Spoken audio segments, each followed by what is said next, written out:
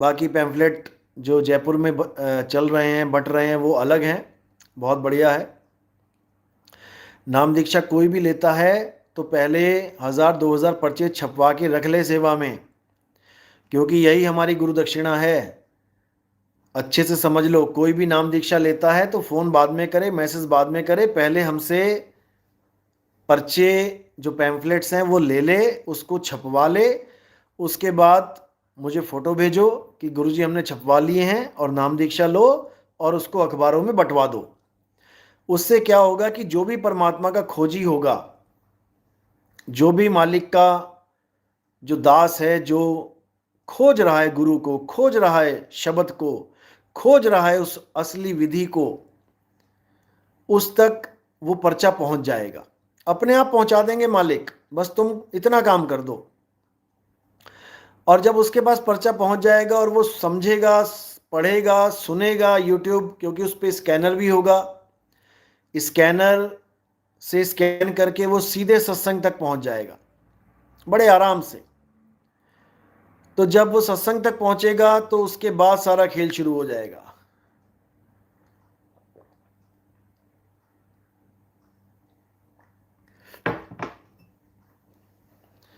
उसके बाद उसकी खोज पूरी होगी, दिन रात ऐसा सत्संग में रम जाएगा कि उसके बाद और कुछ उसको दिखेगा ही नहीं।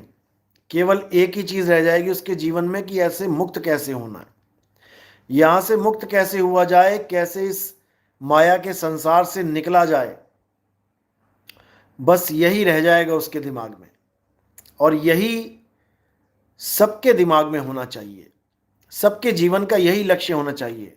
पैसा कमाना ठीक है, शरीर को चलाने के लिए पैसा भी चाहिए, खाना भी चाहिए, रहना भी चाहिए, रोटी कपड़ा मकान चाहिए।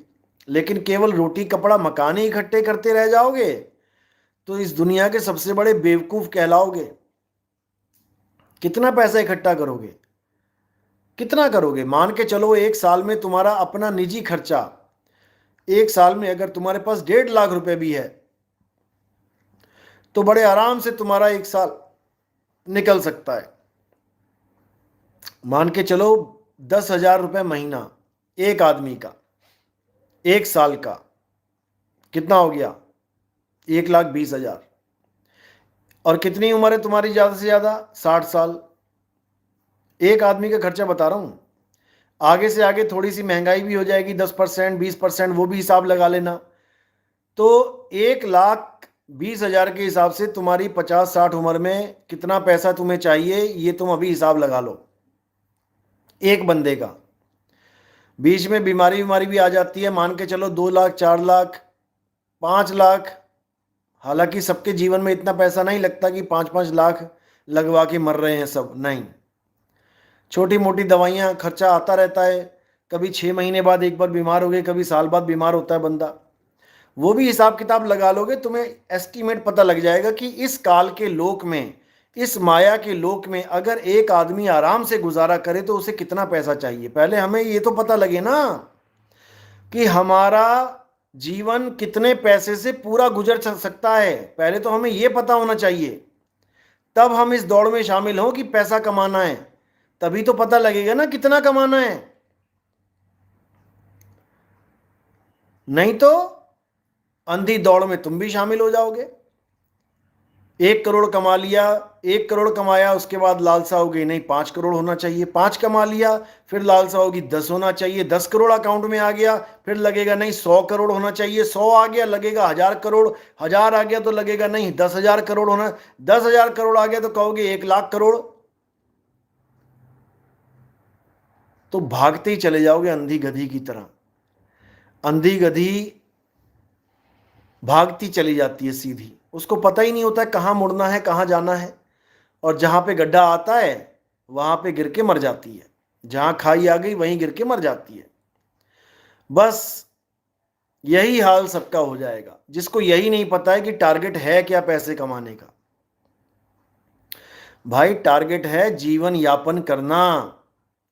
एक रिक्शे वाला भी अपना जीवन यापन कर लेता है, एक लोहार भी अपना जीवन यापन कर लेता है, एक सुनार भी अपना जीवन यापन कर लेता है, एक डॉक्टर भी और एक भिखारी भी, सब अपना जीवन यापन कर ही लेते हैं पैसे से। समझे? ये जीवन यापन करने के लिए ही है पैसा। साहिब इतना दीजिए जामे कुटुंब समाए, और मैं भी भूखा ना रहूं, साधु भूखा ना जाए। साधु भूखा ना जाए, साधु का नाम बीच में क्यों फिट किया है?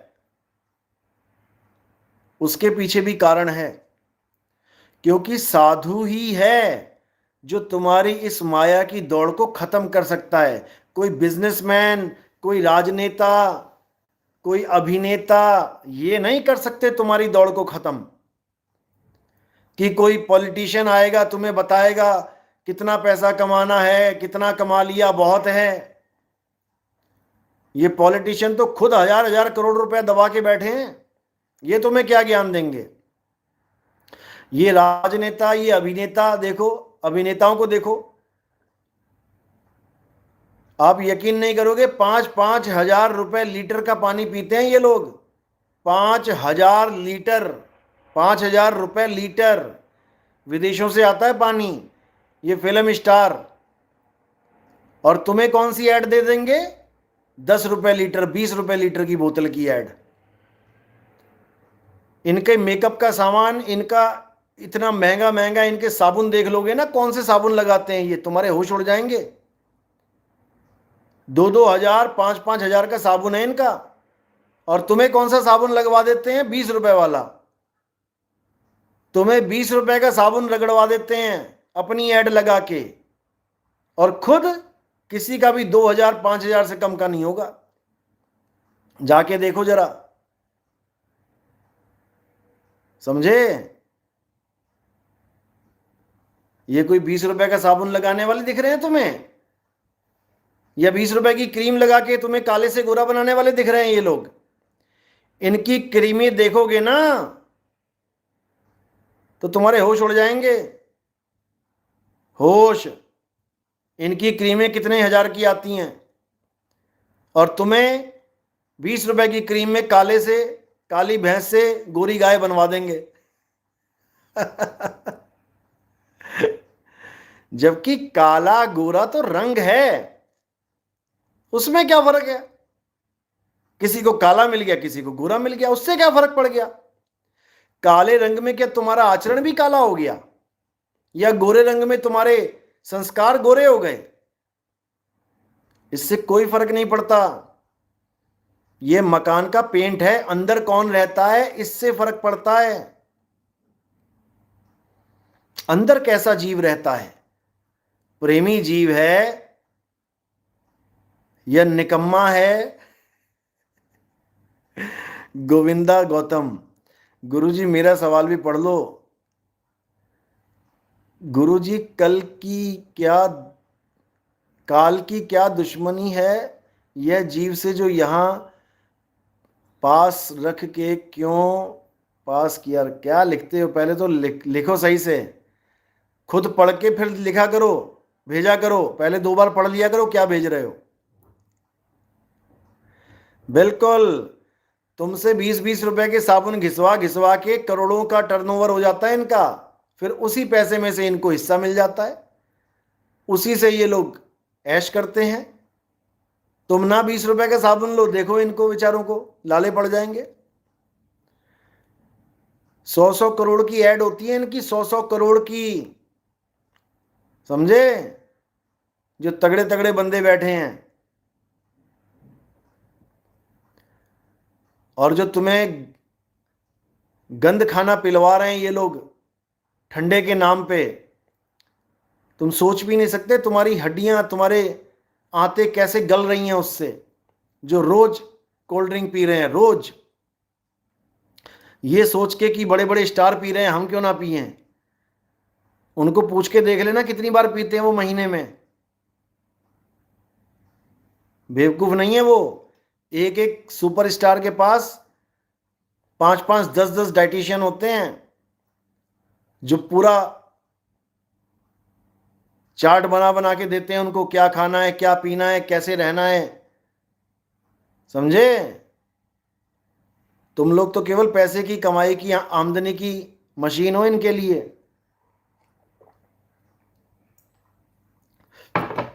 बेवकूफ बनाना है दुनिया को, और क्या करना है। अब उठा के तंबाकू खिलाना भी सिखा दिया, तंबाकू खाओ, और बड़े बड़े सुपरस्टार बेच रहे हैं। बताओ क्या करोगे? पैसे के पीछे सब अंधा है, सब जग अंधा है। अगर ये गुटखे की एड ना करते तो क्या भूखे मर जाते? तो क्या इनकी कोई ऐशो आराम में कमी हो जाती?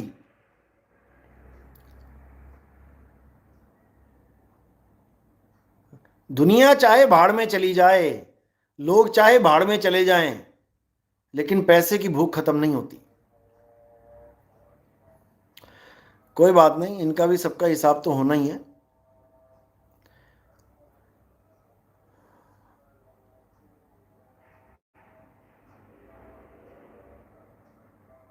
गुरुजी, जो अमीर हैं उनको पैसों का बहुत लालच है। वही बात है ना, शेर के मुंह में आदमी का खून लग गया तो वो आदमखोर बन गया। हिरन के पीछे भागना बहुत मुश्किल है, जल्दी हाथ नहीं आता शेर के। आदमी को पकड़ना आसान है। जिसके मुंह में आदमी का खून लग गया वो आदमखोर कहलाता है फिर। तो ऐसे ही संतों ने तो यहां तक बोला है, किसी को बर्बाद करना है, बर्बादी के रास्ते पे भेजना है, उसको दौलत से प्रेम करना सिखा दो, उसको पैसे के पीछे लगा दो। खुद ही पैसा कमा कमा के बैंक भर भर के कुत्ते की मौत मर जाएगा लास्ट में, कुत्ते की मौत। क्यों? क्योंकि खुद ही पछताएगा कि सारी उम्र जिस पैसे के लिए भागम भाग लगा के रखा, एक भी पैसा साथ नहीं जा रहा है। समझ लो, समझ लो अच्छे से। ऐड करो, मैं नहीं कहता ऐड मत करो, अच्छी अच्छी ऐड करो जिससे लोगों का भला होए। लखनऊ में तभी चप्पल फेंकी गई थी, चप्पल ही पड़ेंगी। लोगों के बच्चों को बर्बाद करोगे, उसी से कैंसर हो रहा है, उसी से लीवर डिसफंक्शन हो रहा है, उसी से गुर्दे फेल हो रहे हैं, उसी से फेफड़े खराब हो रहे हैं, और तुम सुपरस्टार होके तुम उसकी ऐड कर रहे हो केवल चंद पैसों के लिए।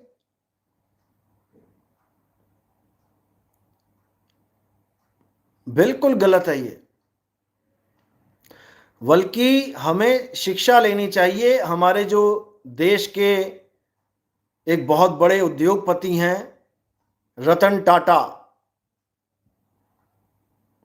उनसे शिक्षा लेनी चाहिए कि पैसे कैसे कमाए जाते हैं और पैसे कैसे दान दिए जाते हैं। समझे? पूरे विश्व में उनसे बड़ा दानी और कोई नहीं है। पूरे विश्व में नंबर 1 दानी सज्जन है वो। समझे? जिनका एक प्लांट तक फेल कर दिया गया, कुछ राजनीतिज्ञों ने मिलकर उनका इतना बड़ा प्लांट टाटा नैनो का बन रहा था, उसको फेल कर दिया। अरे भाई, अगर वो प्लांट चलता, हजारों लाखों लोगों को रोजगार मिलता, इतनी कमाई होती, इतनी कमाई होती। लोगों ने कितना मजाक उड़ाया उस गाड़ी का, बताओ। अरे वो सुपर सुपर इन्वेंशन थी वो उनकी। अगर एक बार वो सुपर हिट हो तो गई वो सुपर हिट, ऐसा नहीं कि वो सुपर हिट नहीं हुई। लेकिन कहते कुत्तों को घी हजम नहीं होता, वो वाला हाल हो गया हमारे देश का। लोगों को यह भी नहीं पता है कि जो दान दे रहा है तुम उसी को फ्लॉप करने में लगे हो। जो हमारे देश का पैसा हमारे ही देश में दान दे रहा है लोगों को, बड़ी बड़ी संस्थाएं चल रही हैं जिसके नाम से, जिसके पैसे से, उसको फेल करने में लगे हुए हैं। और जो बड़ी बड़ी कंपनियां विदेशों की हमारे देश से पैसा कमा कमा के अपने देश भेज रही हैं, वो तुम्हें सब अच्छी लगती हैं। हमें तो ये तक नहीं पता कि हमें सामान कौन सी कंपनी का लेना चाहिए। जहां मजबूरी है वहां पर ठीक है, कोई बात नहीं, विदेशी कंपनी तो आएगी जहां मजबूरी है। लेकिन जहां पर हमारी कोई मजबूरी नहीं है तो हमें इंडिया की ही, अपने देश की कंपनी का सामान लेना चाहिए।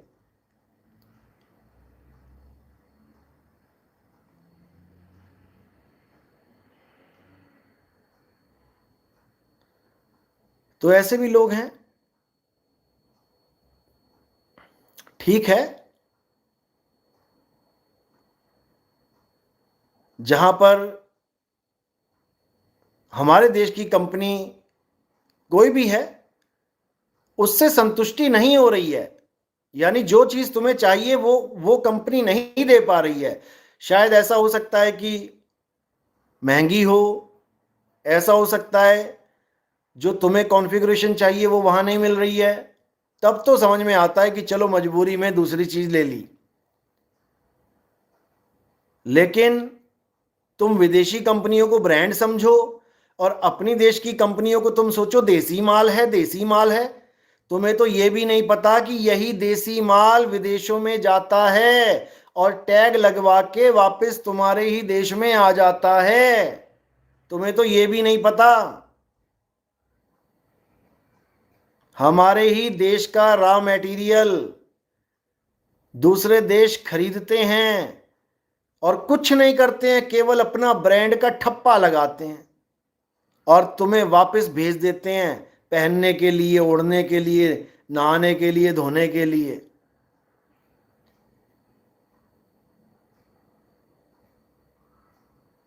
जो 10-10 हजार के जूते हैं, जो बड़ी बड़ी कंपनियां टैग लगा के भेजती हैं, इंडिया से ही बन बन के जा रहे हैं। समझ लो। गोविंदा गौतम, काल से क्या दुश्मनी है जो यहां 3 लोक में फंसा के रखा है जीव को? काल से क्या दुश्मनी है? देखो, इसके लिए आपको हमारे सत्संग पूरे सुनने पड़ेंगे अच्छे से। गोविंदा गौतम,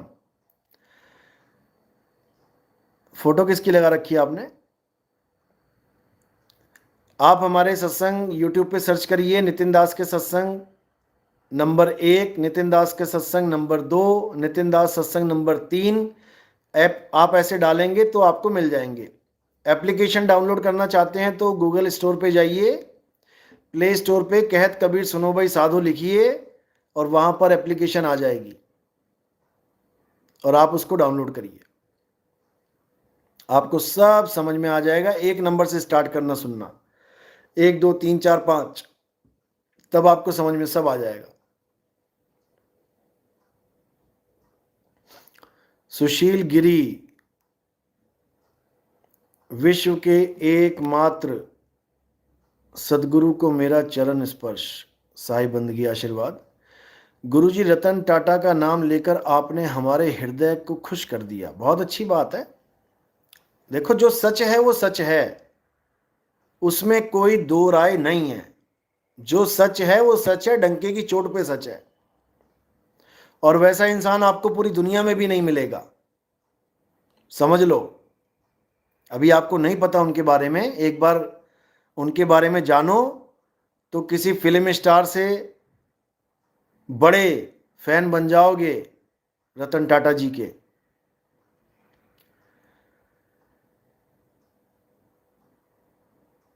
हाँ, सहज मुक्ति, यही है भेद। ये जो तुम पूछ रहे हो ना, यही भेद है। और ये बिना भक्ति के नहीं होता कि मुंह से बताओ। अर्जुन को क्यों नहीं बता दिया मुंह से? इतना ही बताया ना कि अर्जुन पहले ये सभी अव्यक्त थे, अब व्यक्त हैं, फिर से अव्यक्त हो जाएंगे। ये तो बोल के बता दिया ना। इतना बताने पर समझ में आ गया कि अर्जुन को इसके आगे का ज्ञान गुरु के पास जाके मिलता है। अध्याय 4 34वां श्लोक, हे अर्जुन, अगर तुम मेरे द्वारा बताए हुए ज्ञान को अच्छी तरह यानी विवेक के द्वारा, अनुभव के द्वारा समझना चाहते हो तो तुम किसी भेदी गुरु की शरण में जाओ, किसी तत्वदर्शी संत की शरण में जाओ। तत्वदर्शी संत यानी जो असत्य तत्व और सत्य तत्व दोनों को जानता है अनुभव के द्वारा, वही तुम्हें समझा सकता है कि इसका मतलब क्या है, अव्यक्त और व्यक्त क्या होता है, कैसे होता है। ये बोल के नहीं बताया जाता है, ये अनुभव का विषय है, समझे।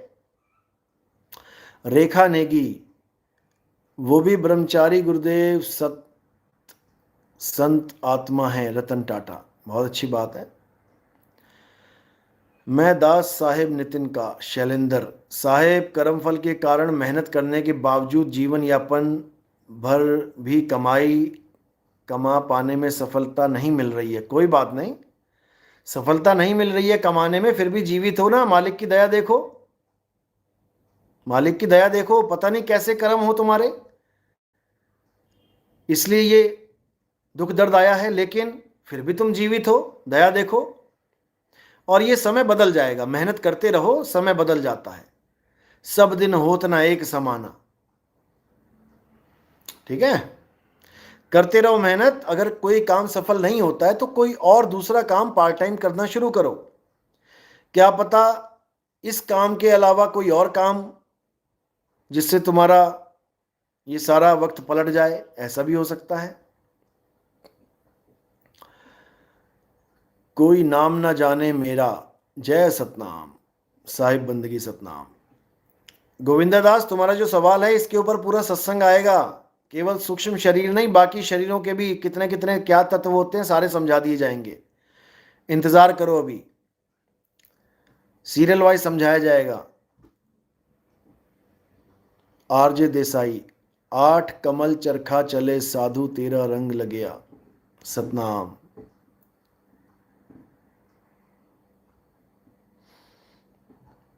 इसका जवाब मैंने दे दिया है शैलेंद्र दास। अगर कोई मुसीबत आती है तो सदा के लिए नहीं होती। पहले तो इस चीज को दिमाग में डाल लो, सब दिन होत ना एक समाना। किसी के घर में कोई खुशी आ गई, तुम हाथ जोड़ने लग जाते हो, भगवान तेरा लाख लाख शुक्र है, लाख लाख शुक्र है। कितने दिन शुक्र करोगे। कोई खुशी आ गई तो उसमें रम मत जाना कि खुशी आ गई, खुशी आ गई, अब मैं खुशी रहूंगी। ऐसा नहीं है। आज खुशी आई है, शायद शाम तक चली जाए। आज बच्चा पैदा हुआ, क्या पता शाम तक मर जाए। आज जॉब लगी, क्या पता शाम तक जॉब चली जाए। खुशी में खुश नहीं होना, दुख में दुखी नहीं होना, यह है असली ज्ञान।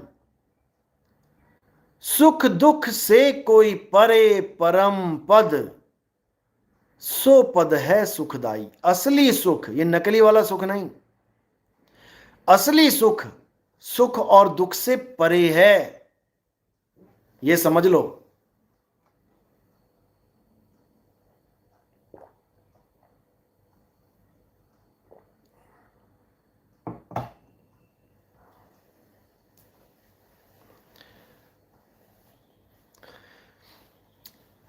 हाँ बिल्कुल, सवाल आया था कि गुरुजी हमें मुक्ति की भी आस नहीं रखनी चाहिए। बिल्कुल सही बात है। मुक्ति तो तुम्हारे पैर दबाएगी आके, मुक्ति तुम्हारे पैर दबाएगी आके। जैसे एक चोर के हाथ में, जो जेल में कैद है, उसके हाथ चाबी लग गई, अब उसको ताला खोलने पे जोर देना चाहिए, ना कि ये सोचना हो चाहिए कि मुझे आजादी मिलेगी कि नहीं, मुझे आजादी मिलेगी कि नहीं। अरे तू ताला खोल, निकल यहां से, आजादी तेरे पैर दबाएगी आके। तू ताला खोल के निकल गया तो आजादी तेरे पैर दबाएगी। तू टेंशन मत ले आजादी मिलेगी कि नहीं मिलेगी। गुरु के द्वारा बताया हुआ खेल खेल ले एक बार, जुगती लगा ले, मुक्ति तेरे पैर दबाएगी आके। सतनाम। अभी कुमार, गुरुजी आदमी को हर रोज कितने घंटे नींद की जरूरत है? 1/4 घंटा तो मिनिमम, यानी 6 घंटा तो आपने सोना ही सोना है। अपने दिमाग को पूरा रेस्ट देने के लिए। 6 4 24, 24 घंटे का 1/4। यानी आप रात में 10 बजे सो तो सुबह 4 बजे आपकी आंख अपने आप खुलेगी। जितना लेट सोते जाओगे उतना लेट उठोगे, क्योंकि उतना ही ज़्यादा दबाव सिर पे रहेगा दिमाग में, उतनी ही ज़्यादा आंखें थकेंगी। जितनी ज़्यादा आंखें थकेंगी उतनी ही देर में वो उठेंगी। जितनी ज़्यादा देर दिमाग सुन रहेगा उतनी देर में उठेगा।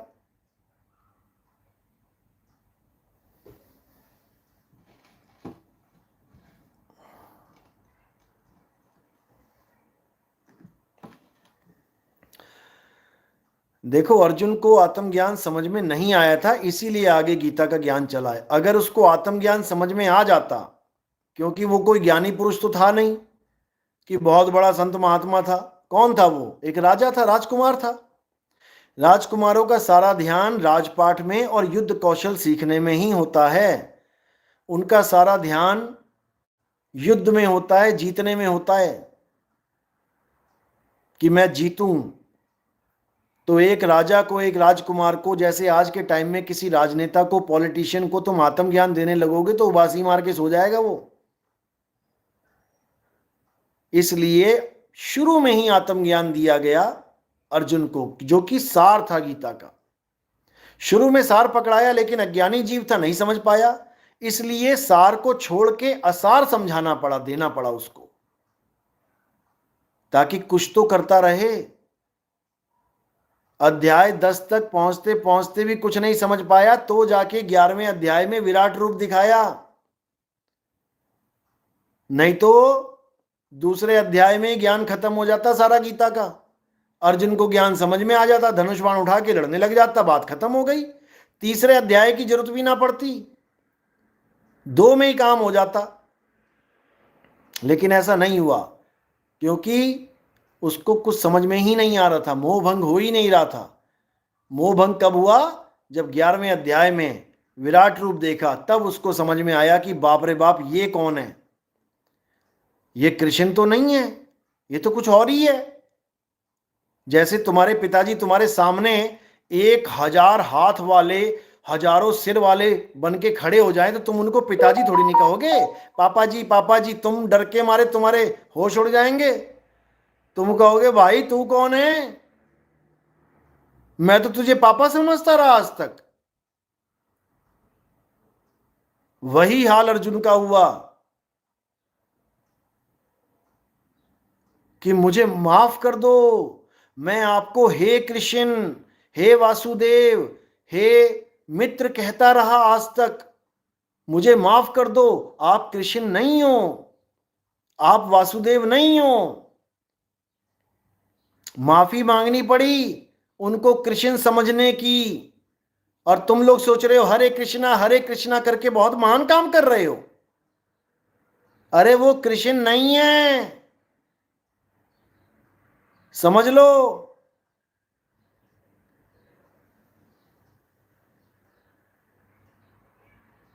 वो कौन है? जब भेदी गुरु जीवन में आता है तब समझ में आता है कि वो कृष्ण है या अलख निरंजन है। तब समझ में आता है।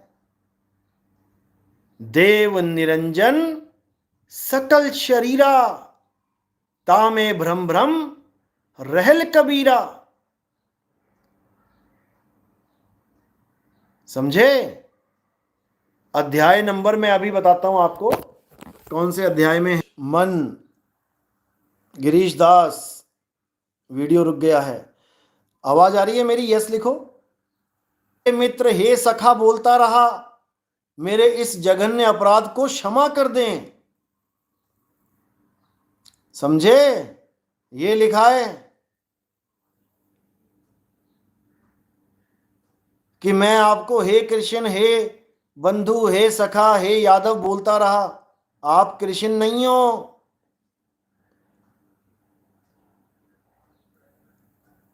मुझे माफ कर दो। उसने तो माफी मांग ली, तुम कब मांगोगे? तुम आज भी उसको कृष्ण कृष्ण कृष्ण कर रहे हो, हरे कृष्णा हरे कृष्णा हरे कृष्णा।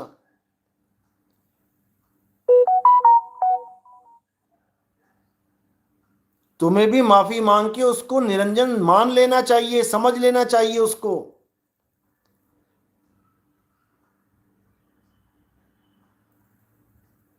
क्योंकि जब उसके जबड़े खुले,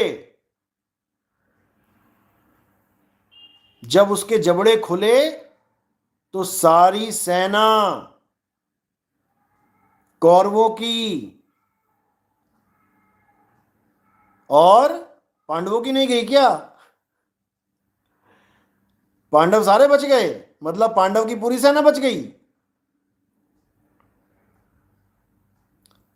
जब उसके जबड़े खुले तो दोनों पक्ष के सब महारथी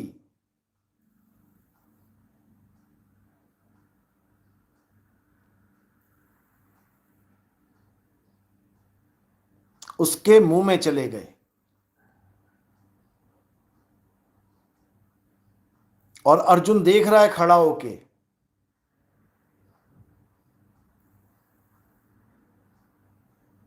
शायद 11वां अध्याय का 27वां श्लोक है ये, कि दोनों ही पक्ष के महान महान नेता, चाहे वो सत्य के साथ खड़े हैं चाहे असत्य के साथ खड़े हैं, सबके सिरों को आप चूर्णित कर रहे हो, चूरा बना रहे हो।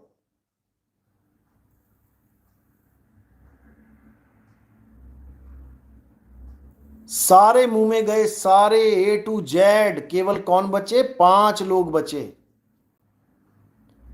वो भी कुछ समय के लिए। पांडव बचे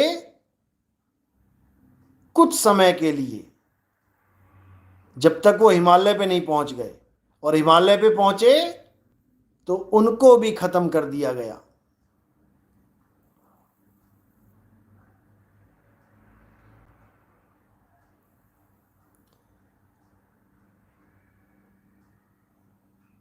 सब के सब गए, चाहे कोई पापी हो चाहे कोई पुण्यकर्मी हो, दोनों मारे जाते हैं। पाप पुण्य ये दोनों बेड़ी, एक लोहे एक कंचन केरी। बस ये समझ लो। अब बचना है इससे तो पाप और पुण्य दोनों से बचना पड़ेगा।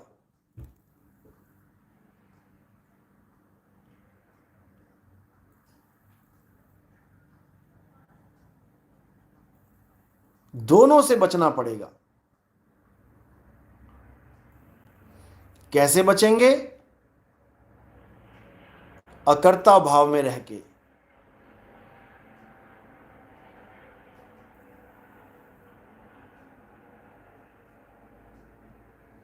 अकर्ता भाव में रह के। जब लग जानू मैं हूं करता, तब लग गर्भ जून में फिरता। ये गुरु ग्रंथ साहब में दर्ज है।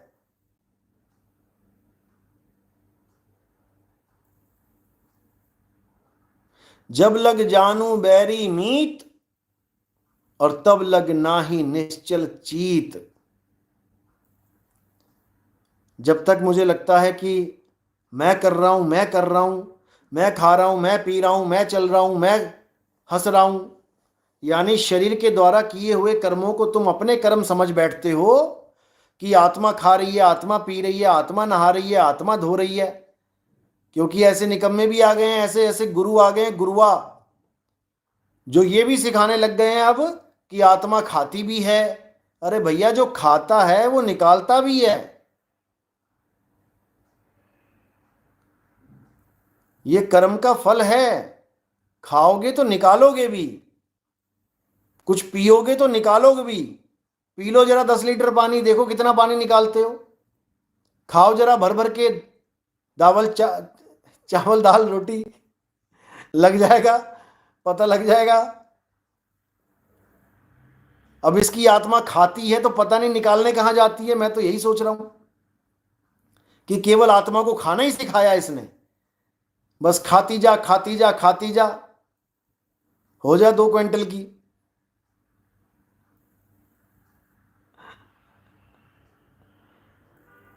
जबकि साहिब का ये ज्ञान ही नहीं है।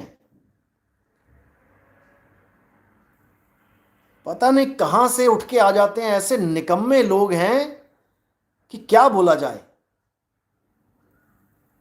और ज्ञान भी ऐसे सुना रहा है जैसे पूरी मेरी कॉपी करके, जाग जाओ मेरे भाइयों, ये सत्य नहीं है नहीं है नहीं है। बताओ, अरे कॉपी करना है तो यार ज्ञान की कॉपी कर,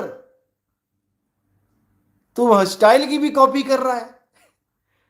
अरे मान लिया कृष्ण आता है तो पौंड्रक भी आता है, लेकिन नकल करने से पौंड्रक कृष्ण थोड़ी नहीं बन जाएगा। इतनी तो अकल रख।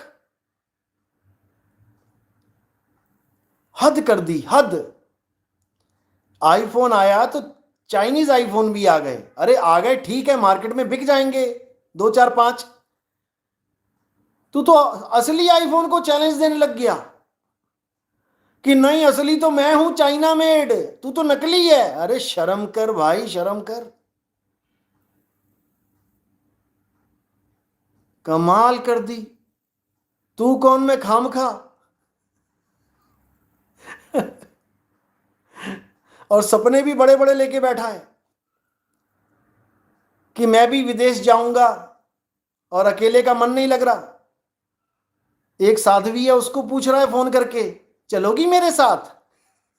बताओ। और वो साध्वी मुझे फोन कर रही है, गुरुजी ऐसे ऐसे बोल रहा है ये, मुझे विदेश ले जाना चाहता है। बताओ। मैंने लगाई क्लास फिर इसकी। पहले बहस कर रहा था मेरे साथ, जब मैंने क्लास लगाई इसकी तो भीगी बिल्ली बन गया।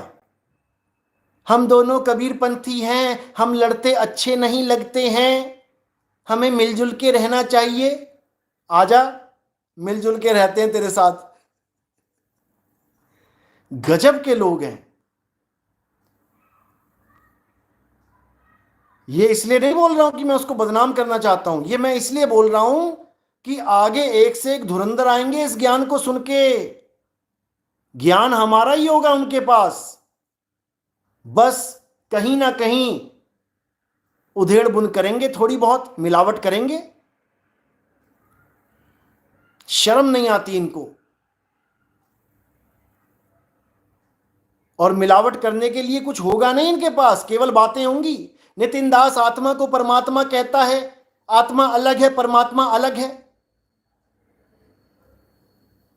इतना बड़ा बेवकूफ इंसान मैंने जीवन में नहीं देखा।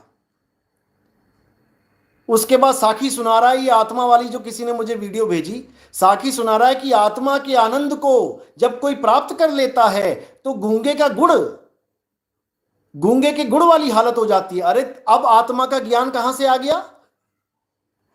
अब आत्मा का ज्ञान प्राप्त करके गूंगे का गुड़ कैसे हो गया? परमात्मा का ज्ञान कहां चला गया? अब कहां गया परमात्मा का ज्ञान? अब आत्मा का ज्ञान, आत्मा का आनंद प्राप्त करके गूंगे का गुड़ बन गया। इसी की ऑडियो है।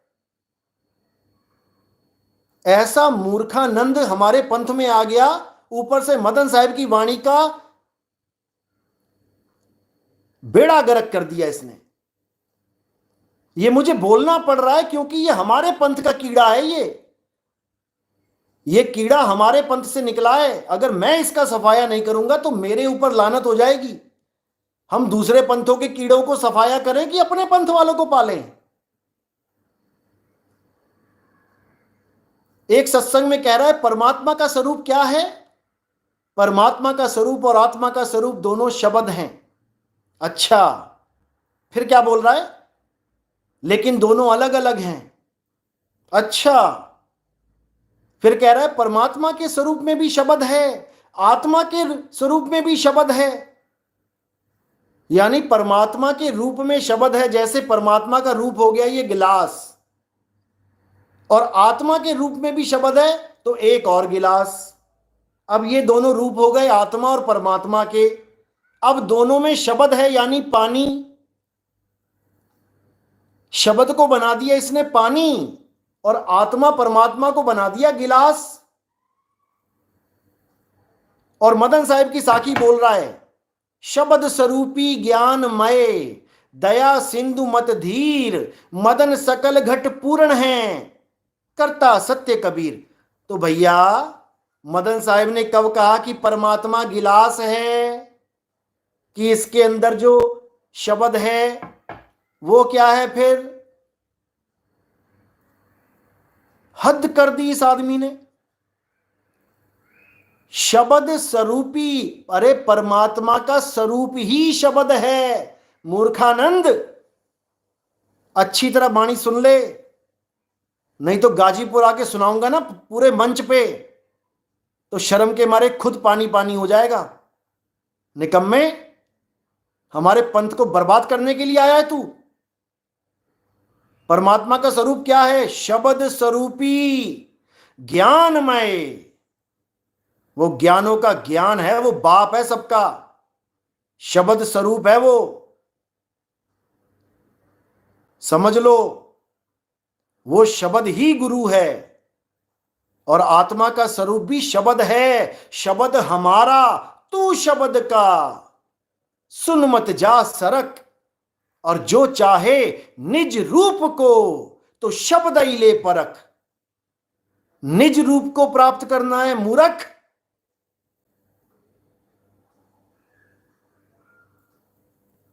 ऐसा मूर्ख इंसान है। अभी सुनाऊंगा इसकी ऑडियो, मेरी क्या क्या बातें हुई हैं इससे। इसको तो अच्छे से लेंगे लपेटे में, क्योंकि जब अपना बच्चा बिगड़ जाता है तो माँ बाप भले पुलिस वालों को ना सौंपे, लेकिन घर में अच्छे से कुटाई कर देते हैं। तो इसकी कुटाई घर में ही करेंगे, चिंता मत करो।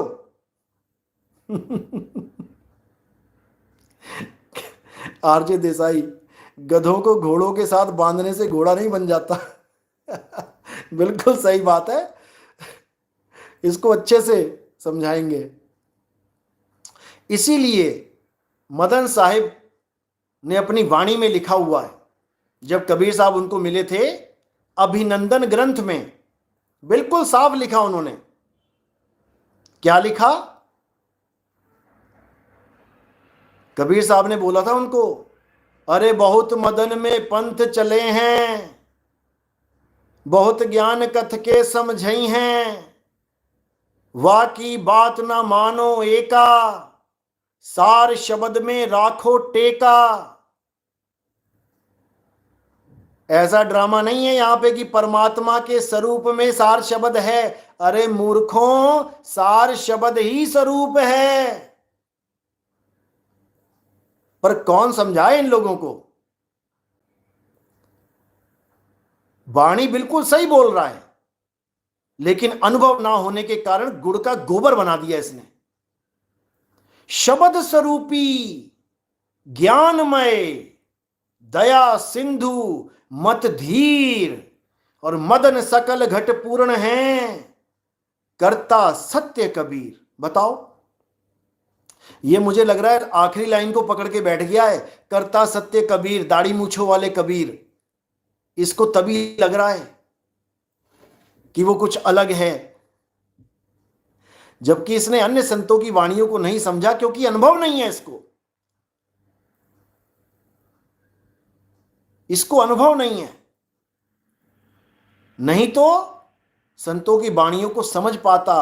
अरे तो ही मोही, मोही तो ही अंतर कैसा, समझ पाता इस बात को। लेकिन मूड गवार है, इसलिए नहीं समझ पाया। लेकिन पता लग गया कि चीख चीख के अगर मैं कुछ बोलूंगा तो लोगों को लगेगा सत्य ही बोल रहा होगा। इतने मूर्ख नहीं है लोग कि इतने मूर्ख समझ लिए तूने लोग। ये नितिन दास के जगाए लोग हैं। जो विवेकी होगा तो हिला के दिखा उसको। अविवेकी की गारंटी नहीं लेता नितिन दास, उसको तो भूल जाओ। खाना भी तुम उन्हीं दांतों से खा सकते हो जो मजबूत हो। एक भी दांत हिल रहा हो ना, चबा के देख लेना वहां से, चने चबा के देख लेना, तुम्हारा ही दांत है हिलता हुआ। तुम चने भी ना चबा पाओगे उससे, उसकी गारंटी नहीं ले पाओगे तुम, समझ लो। तो बात यह है कि शब्द ही परमात्मा है। हम हैं शब्द, शब्द हम माही। अब यहां पर जो दो शब्दों की बात हो रही है वो बिल्कुल अलग चीज है।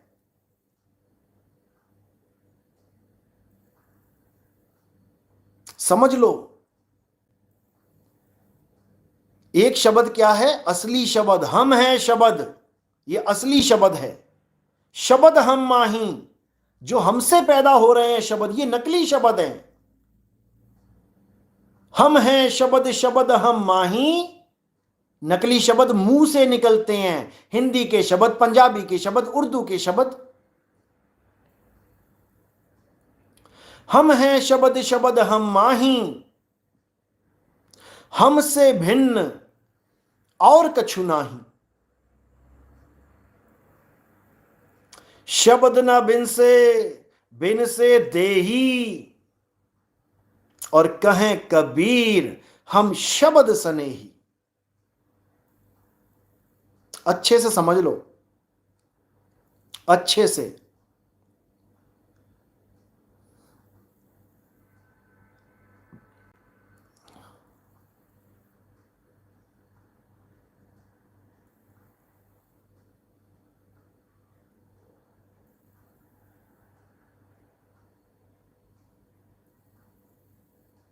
जयंत महंत, अविवेकी भरम जाते हैं गुरुजी, मैंने देखा है। बिल्कुल, अविवेकियों को यह पंथ है भी नहीं। अविवेकी ज्यादा से ज्यादा साल, हद से ज्यादा 2 साल, और महाहद से ज्यादा 3 साल। इसके बाद कोई दिखाई नहीं देगा तुम्हें, ये गारंटी के साथ कहता हूं मैं। अरे कबीर साहब जब आए थे तब ना लोग टिक पाए। वो परम हस्ती आई थी इस दुनिया में ज्ञान देने के लिए, तब ना लोग टिक पाए। 64 लाख चेलों में से 2 रह गए थे। बताओ।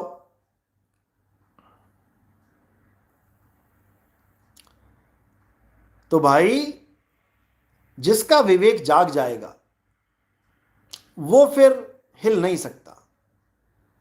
फिर वो गुरु की मर्यादा में रहेगा, गुरु के कथन में रहेगा। जो गुरु कहेगा उसको अच्छे से समझेगा, उसके बाद उसको कोई हिला नहीं सकता। और ऐसे पौंडक तो आते रहेंगे, लोगों को भरमाते रहेंगे, लेकिन ये लोगों के ऊपर डिपेंड है कि भरमना है कि नहीं। नहीं तो धक्के ही हैं।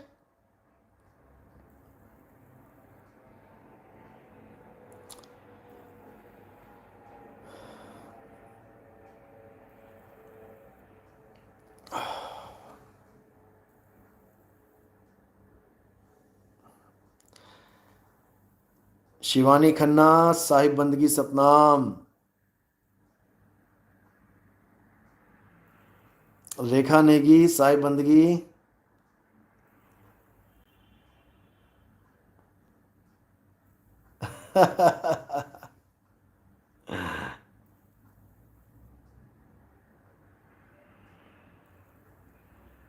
क्या लिख रही हो?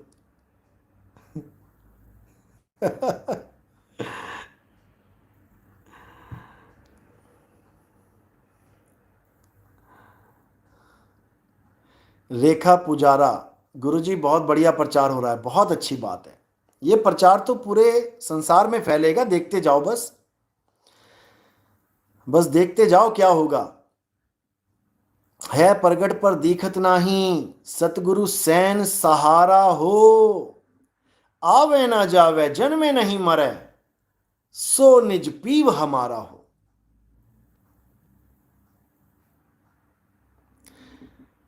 इट्स काव्या, साहिब बंदगी सतनाम गुरुजी, साहिब बंदगी सतनाम जी, सतनाम।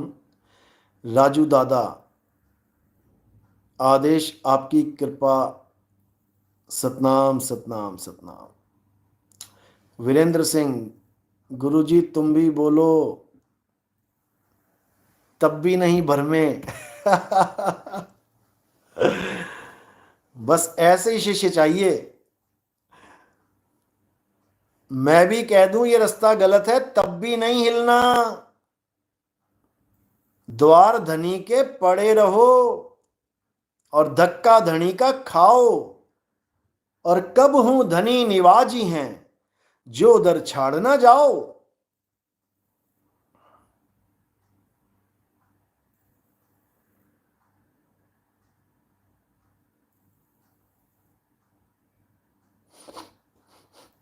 राजू दादा, गुरुजी मुझे गुरु दीक्षा कब मिलेगी?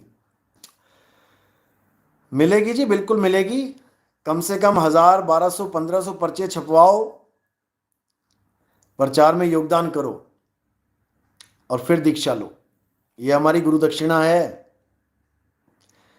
किसी भी जीव तक अगर ये ज्ञान पहुंचता है तो परमात्मा की खुशियां प्राप्त होती हैं। मूल ज्ञान सत्संग, सतनाम, साहिब बंदगी सतनाम।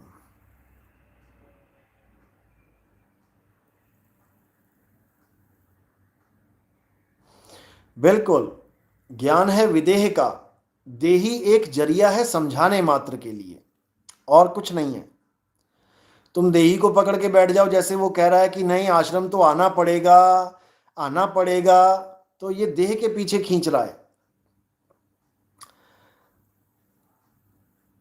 रेखा, गुरुजी मेरे बैचलर भी बच्चे लोग, बैचलर लिख दिया तुमने बच्चे लोग की जगह। पूरा पढ़ के ना तब सेंड किया करो, पहले लिख लिया, लिखने से पहले एक बार पढ़ लिया क्या लिख रहे हो, फिर सेंड करो। सबको बोल रहा हूं मैं, एक एक करके थोड़ी ना बोलूंगा। कोई बात नहीं, कोई बात नहीं, सॉरी क्या बोलना है, दोबारा से लिखो सही से। पुरुषोत्तम दास, गुरुजी साहिब बंदगी सतनाम जी, रामपाल के शिष्य कुछ पूछें तो सवालों से भाग जाते हैं। देखो, वो कहाँ शेर बनते हैं, जहां गीदड़ होते हैं ना वहां शेर बन जाते हैं वो, और जहां बब्बर शेर आ जाते हैं वहां पे वो दुम दुबा के भाग जाते हैं। यही उनका गुण है। उन लोगों को पकड़ते हैं जो आन पूजा में फंसे हों, देवी देवताओं में फंसे हों, उनको तो वो पूरा शिकार करेंगे कि आओ तुम्हें बताते हैं ब्रह्मा कौन है, ब्रह्मा की माता जी कौन है, ब्रह्मा के पिताजी कौन है, दादाजी कौन है, वहां तो ये खूब सुनाएंगे। और जब तुम लाओगे अक्षर नहीं अक्षर पे, तब धुड़की हो जाएंगे ये लोग, भागते नजर आएंगे, ब्लॉक मार देंगे।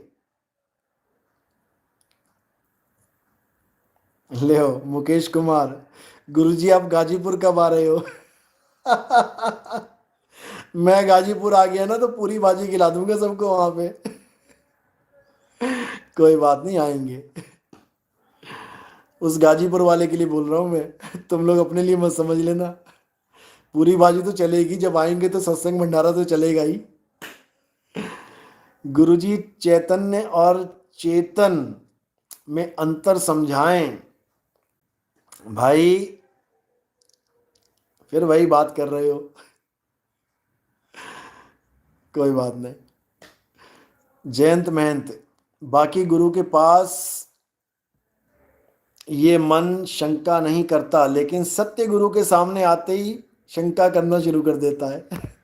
ये बिल्कुल सही बोल रहे हो। नकली नोट लेके घूमो तो कोई दिक्कत नहीं है, असली हाथ में आ जाए तो सोचने लग जाता है बंदा, यार कहीं नकली तो नहीं है ये। ये हाल है। ये हाल है। 20-20 साल, 50-50 साल नकली माल ढोते रहे, नकली नाम जपते रहे, किसी को कोई चिंता नहीं हुई। जैसे ही हमारा ज्ञान सुन लिया, समझ लिया, अब इतने पारखी बन गए कि हमें भी कहने लग जाते हैं नहीं ये आपका ज्ञान भी अधूरा है। अच्छा जी, तू बताएगा हमें अधूरा है कि पूरा है? हद हो गई। ऐसे इक्का दुक्का चेले भी हैं हमारे पास। नहीं गुरुजी आपका ज्ञान पूरा नहीं है, इसके आगे भी कुछ ज्ञान है। अच्छा तुझे प्राप्त हो गया, ले ले जाके। ऐसे ऐसे धुरंधर बैठे हैं, क्या बताया जाए।